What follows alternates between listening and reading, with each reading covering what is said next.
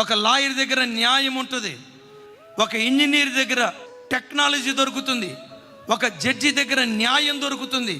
క్రైస్తవుడి దగ్గర క్రీస్తు ఉండాలి. క్రైస్తవుడు అంటే తెల్లబట్టలు వేసుకున్నవాడు కాదు. క్రైస్తవురాలంటే నుదుట బొట్టు పెట్టుకునేది కాదు. క్రైస్తవురాలంటే ఆదివారం చర్చికి బైబిల్ తీసుకొని వచ్చేది కాదు.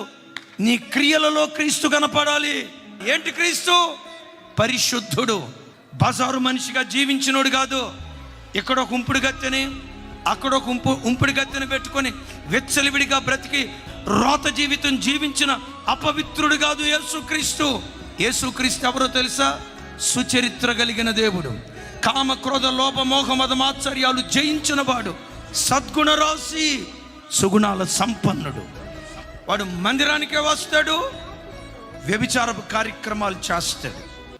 మందిరానికే వస్తాడు, తాగుబోతుగా బ్రతుకుతాడు. ఆ స్త్రీ మందిరానికే వస్తుంది, కోయిర్లో నిలవబడి పాటలు పాడుతుంది, నేను సంఘంలో పరిచారకురాలని చెప్తుంది. ఆఫీస్కి వెళ్ళిన చోట ఎవడి బండో ఎక్కి, ఈరోజు ఈడు బండి, రేపు ఇంకొక బండి. ఏమమ్మా ఏంటి అక్రమ జీవితం? భర్త అడిగితే నా జీవితం నా ఇష్టం, నేను ఒకరిని చూసుకున్నా, నువ్వు కూడా ఇంకొకరిని చూసుకో.